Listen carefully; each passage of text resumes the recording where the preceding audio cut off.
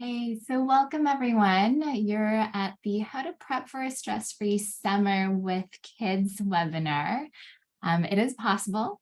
This is an area that I'm very passionate about, both from a standpoint of having helped lots of patients through the early parenthood years and then also going through the early parenthood years myself. I am Dr. Emma Lee. I'm one of the naturopathic doctors here at Clementine Natural Health, and my practice is focused specifically in pediatric care, but also in women's health and spanning kind of the entire umbrella of women's health. So from our early reproductive years in terms of periods and fertility and perinatal care, all the way up through post-menopause. Okay, so this is the brief outline of what we'll cover over the next half hour. We'll talk about how to really look at planning for success from a macro view. So really looking at these three key areas: how to reduce friction. And this is, I'm talking about friction between kids and adults. So reducing kid crankiness, and then also reducing adult stress, preparing for the unforeseen and for the emergencies. And then lastly, we'll touch a little bit about on how to amplify magic. So summer is a really magical time. There are some really high expectations during this time of the year. And I think we can all use a little bit of help in terms of how do we make the most of these really fleeting months, especially when we're talking about Vancouver and the Pacific Northwest. Okay. So first of all, reducing friction is really setting the scene. So like I had alluded to, there can be really high expectations during this time.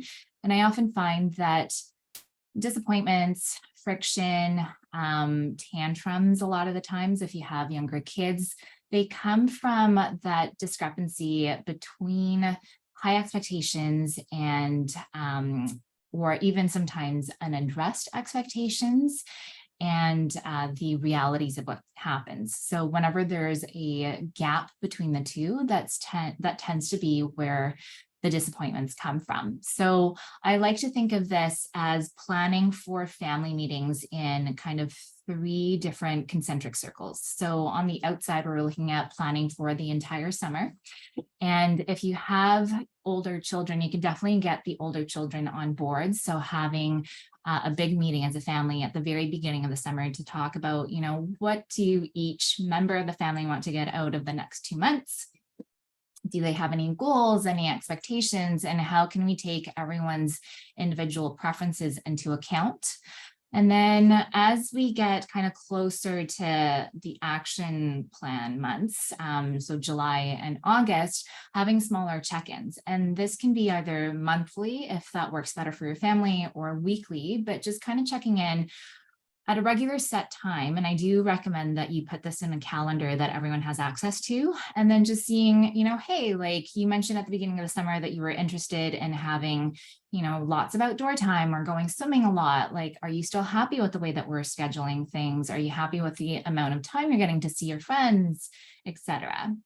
And then the smaller check-ins can be daily. And this is where I find for those of us who have younger kids, this can be incredibly useful because it's almost like you're giving everyone a heads up in terms of what's going to happen that day. So it can be as short as 10 seconds in the morning being just like, hey, this is the plan for this morning. We're going to go out to the pool this morning, and then we're going to have a snack, and then we're going to come home, and then we're going to go to the family story time at the library, and just giving everyone a little bit of a heads up in terms of what to expect can really minimize that sort of surprise element and the meltdown as a result of the surprise.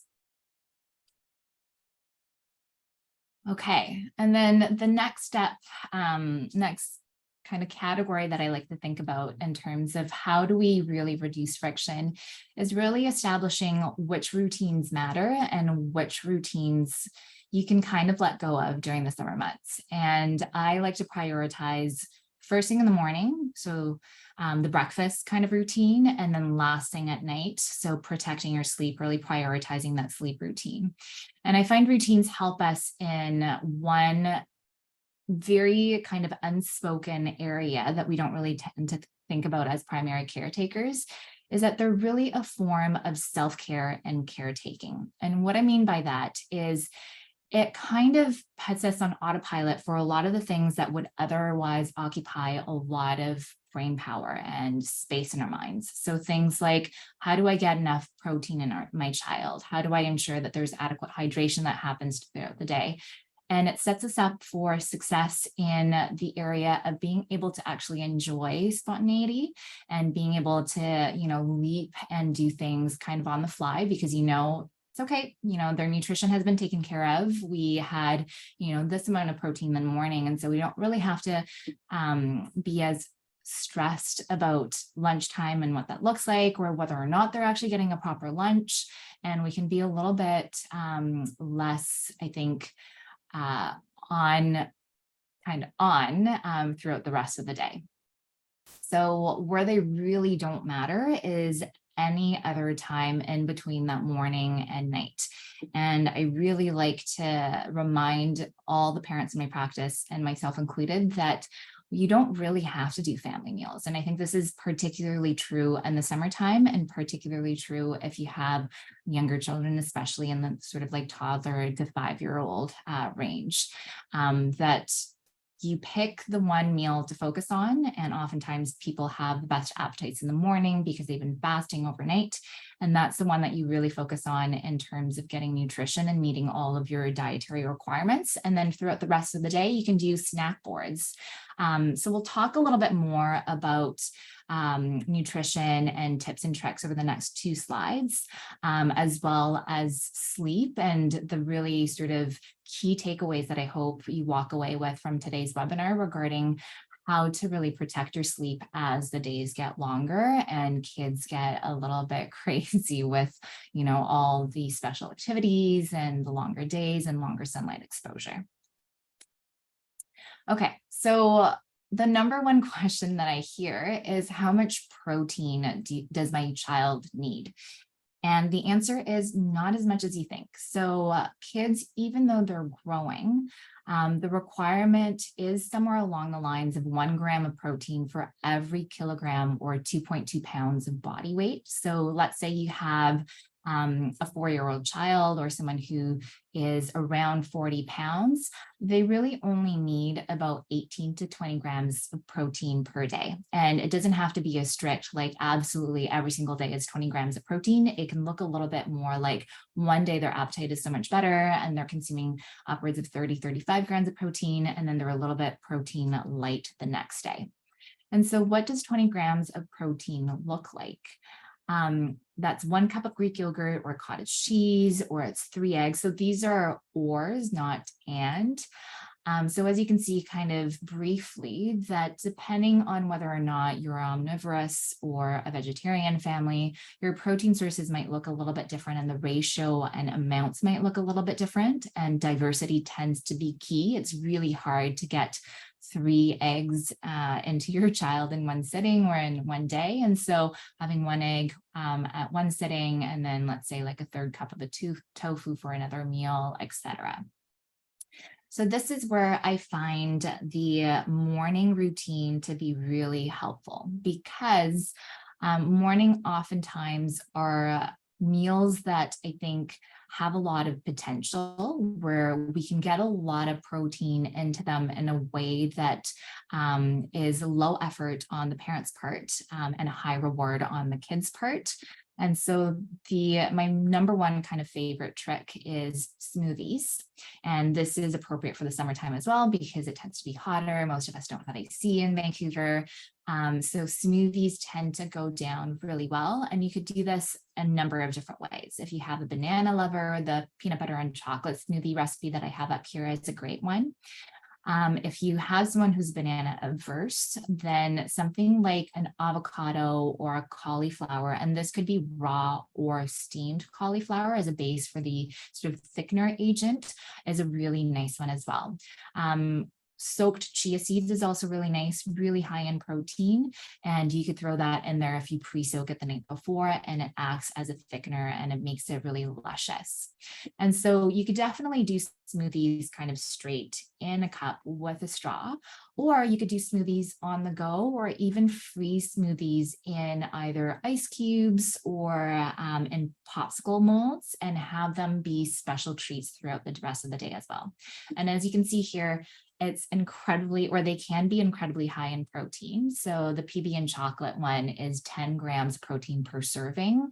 And then the berry and cauliflower one is 7 grams of protein per serving. And it's not a huge serving. It's roughly kind of like a 10-ounce glass of smoothie. And so that's for a 4-year-old or a 40-pound child, that's roughly half of their daily protein need. And it just really alleviates the burden on having to have a proper sit-down lunch or a proper sit-down dinner, because the rest of that protein requirement can come very easily from snacks. And so snacks like no-bake protein energy balls that you can freeze and bring with you on your day trips, or snack boards, essentially kind of like a grazing board that you can either pack in a bento box and bring with you, or have at home if it's a home day and just leave out for your child to snack on at their leisure, or even something as simple as a bag of trail mix that can be really impactful for getting not just the protein, but the healthy fats, the fiber, all the good stuff in your kids.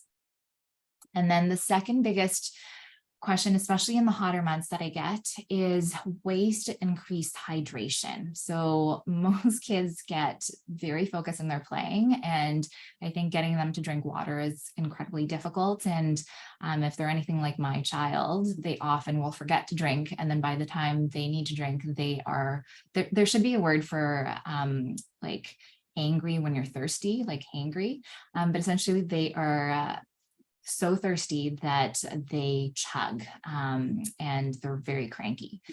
So I like to remind people that hydration is not just about water intake, but it's about having water with a little bit of salt and a little bit of sugar to actually be able to absorb that water and for cellular uptake of hydration. So the DIY at home electrolytes formula that I have up top to drink straight is a great one that I really love. It relies on unsweetened coconut water, and this is one that I find is a little bit tricky if you're not paying attention to labels, because oftentimes a lot of coconut waters actually tend to have added sweeteners, and I find that it's not necessary because coconut water tends to be already pretty high in glucose.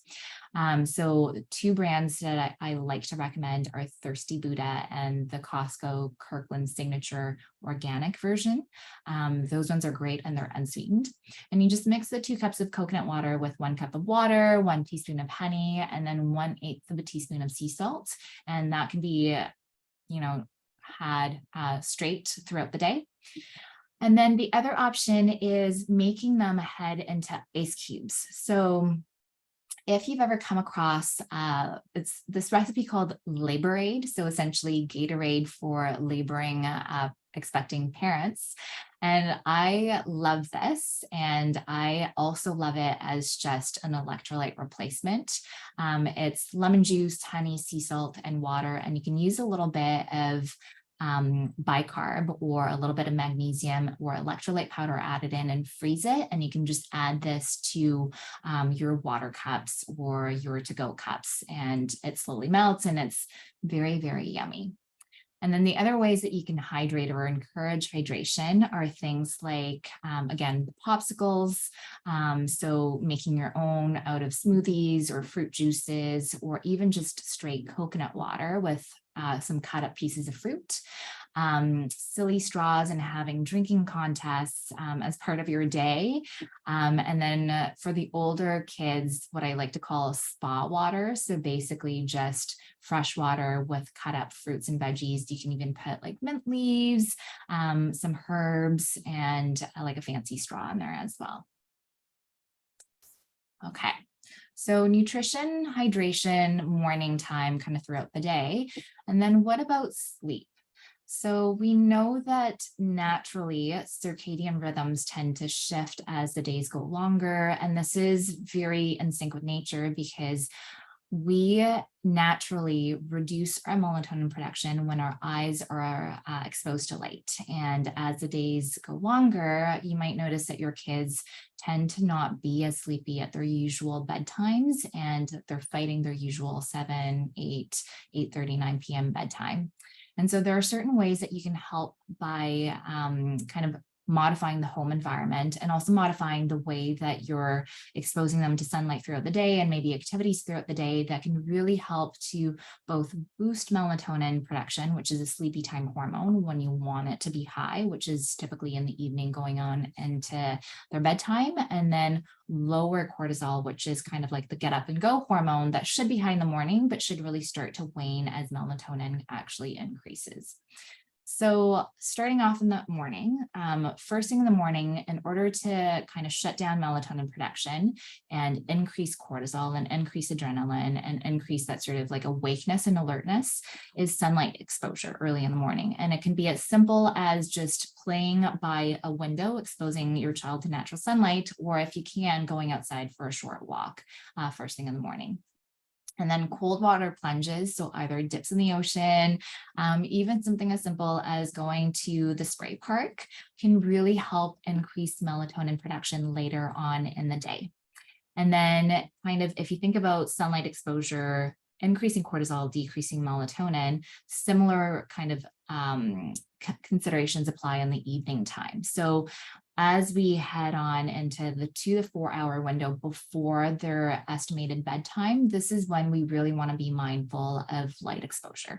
And I'm talking about global light exposure as well as blue light exposure. So blue light exposure is a spectrum of the light that we see, and it's specifically really good at helping promoting focus and alertness.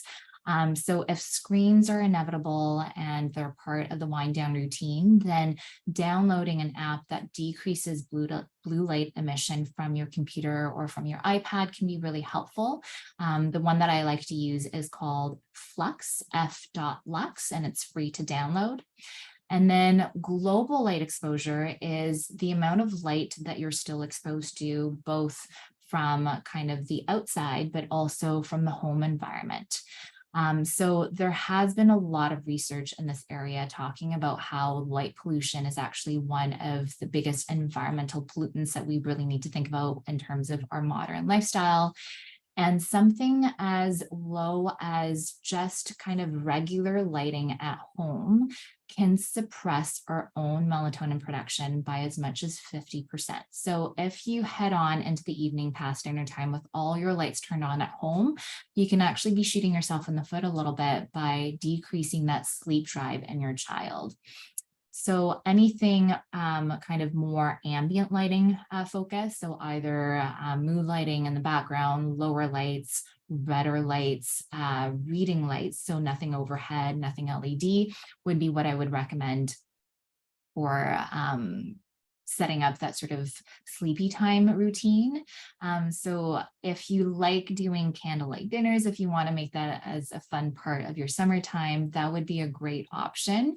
But at the very least, turning down the lights that you have or choosing to only turn on certain lights in the home. And then for sure into the bedtime routine, keeping the lights as dim as possible. So when you're looking at the sleep environment, so your child's bedroom or sleeping nook, we should really be talking about minimal lighting. Ideally just moonlight. I know that's not always possible. So they've shown that anything below 10 lux, and lux is a way that we measure the amount of light in our environment, is ideal for sleep inducement. So this is something like a night light, or you can buy actually a bulb called a sleep bulb. I think certain companies like GE sell them, and essentially it's a very dim bulb and it tends to be more in the red spectrum. Or you could even download another app for free called the Light Meter app. And this allows you to measure you can snap a picture or do a video recording of your environment, and it will give you the lux reading of your room. So you can kind of tailor it to what you're hoping for. Is it wind down, or is it actually sleep promotion? So these are sort of the light considerations. And then another way that we can really address decreasing cortisol and having that cortisol be very low throughout the nighttime is making sure that your child is well fed so that they don't have a cortisol spike in the middle of the night because they're hungry. So again, focusing on morning and night, and this is where the nighttime nutrition comes in. Having something that's high in protein and maybe a little bit of healthy fats right before bedtime would be really useful. So something as simple as a tablespoon of peanut butter or some sort of nut butter, or nuts and a little piece of fruit, or something that's high fat, high protein, like a Greek yogurt would be really helpful as a bedtime snack. And it also just ensures that you're getting that sort of top up from a protein standpoint as well. Okay, so that was about overall how do we reduce friction from our day-to-day life over the next couple of months. But what about the unforeseen events or the emergencies that you can't really control? And so this is where I find having an action plan, similarly to how you would plan for big emergencies like earthquakes or natural disasters, and having that emergency kit available and you can kind of forget about it, is very useful for these smaller emergencies as well. And so my recommendation is, if you are a multi-caretaker household, to sit down with all the other caretakers that are involved in your child or children's care over the next couple of months and come up with an action plan. So this can look like, if this happens, so let's say if there's been an accident or a fall, who can we call to take care of the other kids that are available while we tend to this one child? Or who do we call for backup support? Who do we call for pet care, etc.? These are the contact numbers. And this is what will happen if it requires like a overnight emergency stay, or, if arrangements need to be made and the primary caretaker is busy. So this can be a script that you print off multiple copies of and have everyone have a copy and have it be readily accessible, so that you know that there is a plan and you as primary caretaker are not the sole person responsible for responding to an emergency. And then second kind of category that you should think about is prepping mini emergency bags. So emergencies in the sense of having non-perishable protein-rich snacks, juice boxes, so sugar that's easily accessible, hydration that's easily accessible, and having some other small emergency response tools like an EpiPen. So I know for those of us in, the parenting of a child who has a suspected allergy are very well aware of how to use an EpiPen, where to source an EpiPen from. But I do also counsel for any child or any parent of a child.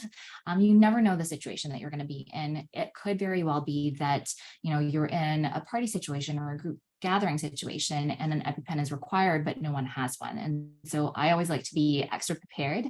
EpiPens can be purchased from pharmacies without a prescription, although with a prescription, either from your family doctor or from your naturopathic doctor, can actually get you a little bit of drug coverage, oftentimes 80 to 100% covered. And the rough rule is there are two kinds of EpiPens. So there's EpiPen regular, or for adults, and then EpiPen junior, or for kids under 30 kilograms, so roughly 60 pounds. So if you're unsure, or if you have kids that are kind of borderline, like 50, 55 pounds, err on the side of caution. There's no harm in overdosing, but there can be lots of side effects in regards to poorly controlled anaphylactic or severe allergic reaction with under dosing. So you can get these very easily at local pharmacies and just carry them with you. And I would recommend prepping an emergency bag with what we've already talked about for keeping at home, and then another one for either the car or the bag that you tend to grab and go with. And then that way you can just forget about it and then just move on. The last little part about the unforeseen that I want to just briefly touch on is, I know lots of us have travel plans over the summer, and one of the key priorities that I would like to help support you kind of be successful in is helping to keep bowel movements regular. With circadian rhythm shifts, with travel and familiar bathrooms, I know this is something that a lot of us, even in adulthood, struggle with, let alone being young children that are kind of just familiarizing with, like regular bowel movements in the first place. So regular movement, outdoor time first thing in the morning to help set that circadian rhythm and to help trigger that biological clock of regular bowel movements can be really important. And this is where we'll touch a little bit on supplementation. And it's really the only supplementation that I think most of us should really consider when we're traveling is probiotics. Probiotics can be incredibly useful in keeping that bowel regularity going, and it can also really help in preventing things like food poisoning, traveler's diarrhea, etc. So if you want help choosing a probiotic, you can always reach out to any one of us at Clementine. And then lastly, before we wrap up, is planting the seed of leaving a little bit of room for unstructured play, both for yourself and your kids. And so this is a concept called the unicorn space. I really, really love the creator of this concept. Her name is Eve Rodsky. She's an author who's recently written a newer book called Find Your Unicorn Space. The original is called Fair Play, and it's more about fair, equitable division of labor in the home, but she talks about this concept of unicorn space for adults to really let your creativity and passion flourish. But I think it's also incredibly important throughout our life, and especially in the summertime when most of us tend to overschedule, is to kind of remember back to the days when we were kids and how summers were just to roam free, and that type of unstructured time can be so beneficial in fostering the magic and fostering play and fostering new discoveries, both about, preferences, identity, and then also interests for the new school year. And so on that note, that is it. A very quick half-hour overview of how to prep for a stress-free summer. And again, this is recorded, so I can definitely share this recording with you if you would like. And hopefully this was helpful. And thank you very, very much for joining me for this half hour. I just have one question here. Are these recipes one serving? And the smoothie recipes were one serving. That's correct. All right. Thank you very much. Have a lovely summer, everyone, and see you at the next webinar.